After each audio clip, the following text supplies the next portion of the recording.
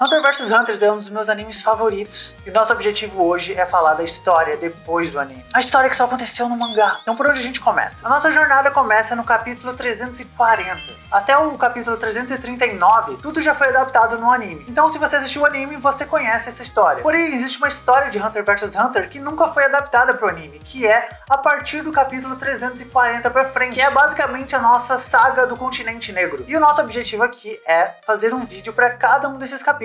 É basicamente um grande resumão, capítulo a capítulo, do mangá. Talvez você não tenha tempo de ler, talvez você só viu o anime, fica muito interessado como deve ser essa história depois do anime. O nosso objetivo aqui é literalmente tentar facilitar a sua vida. E essa daqui é a primeira página do mangá. É assim que começa o capítulo 340. O Binks basicamente está gritando para que eles liguem a televisão. Eles quem? A Associação dos Hunter. Lembra o Zodíaco, todos aqueles 12 personagens. Que foi apresentado no arco da eleição do presidência da Associação Hunter para substituir o Netero, depois da morte do Netero, no final do arco das Quimeras, tá lembrando disso? Então o nosso capítulo começa dentro do QG do Zodíaco. E o Binks, que é esse mordomo, ele pede pra eles ligarem a televisão. E é isso que eles fazem, e aí a gente tem o nome do capítulo, a missão especial. E basicamente aparece um velho de bigode falando sobre um novo continente, sobre o sonho da humanidade de ir para o novo mundo. Eu declaro o seu início, a viagem para o continente negro. Isso tá literalmente nas duas primeiras páginas, tá? E aqui é interessante a gente começar essa história sem ter os nossos protagonistas, entre aspas, né? Eu sei que Hunter vs Hunter não tem um único protagonista, mas é engraçado começar com a associação dos Hunters, né? Tipo, o Zodíaco. É, tipo, muito maluco para pensar nisso. Então eles continuam ouvindo esse senhorzinho gordinho falar na televisão. E só aqui já tem bastante coisa. Primeiro vem a pergunta dentro do Zodíaco. Quem é esse cara que tá falando na televisão? Ele é o rei de Kakin, Roikoro. E ele continua falando na televisão. Então nós, da nação Kakin, iremos levar todos os sonhos da humanidade conosco. Eu declaro o seu início, a viagem para o continente negro. E aqui a gente é apresentado a mais um conceito. O continente negro, e aí todas as pessoas do Zodíaco começam assim: continente negro, maior tabu da humanidade, o inalcançável. Está escrito em relíquias e artefatos que todas as vezes que a humanidade tentou ir até lá, um grande desastre aconteceu sobre nós. Um acordo feito há 200 anos atrás entre as 5 nações, V5, determina que não é permitido ir até lá, no continente negro. E aqui a gente é estabelecido uma espécie de visão geral de como é o governo de Hunter vs Hunter. Então é apresentado pra gente que existe uma divisão de 5 nações, que existe esse V5, que é uma organização de todas essas nações, tipo uma ONU, eu imagino. E aqui começa uma grande discussão se o reino de Kakin faz parte do V5 ou não, se ele é uma nação de fato ou não, porque existe esse tratado no passado, que já foi mencionado aqui,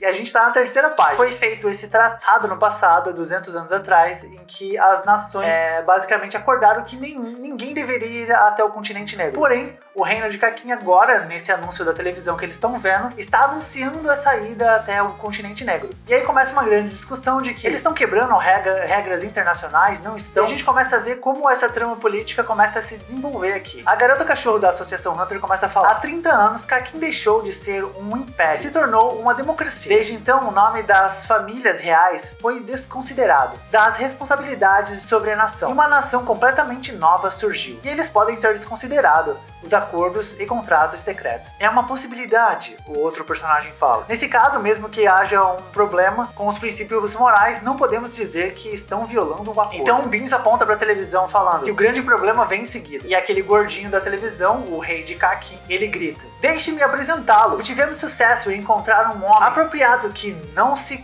compara a nenhum outro, como responsável pelo grupo de investigação do continente negro. E aí aparece a foto do Netero.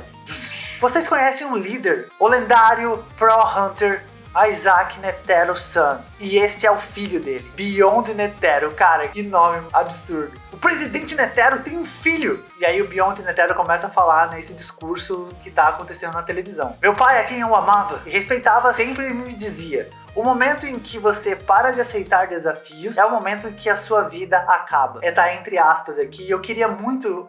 eu acho interessante aqui. Eu não sei se eu já levanto o momento teorias. Não, a gente deixa pro final do vídeo. E ele começa um discurso muito entusiasmado falando sobre que ele quer levar todos a esse continente negro. Qualquer um que busque pelo novo mundo é parte importante da nossa nova família. Vamos para o novo mundo. Venham para Kakin. Eu vou levá-los até lá. E aí todo mundo fica com aquele Pikachu chocado. E aqui o Feijãozinho Beans, ele basicamente fala que eles têm uma nova informação, que o Netero deixou 2 DVDs para eles poderem ouvir.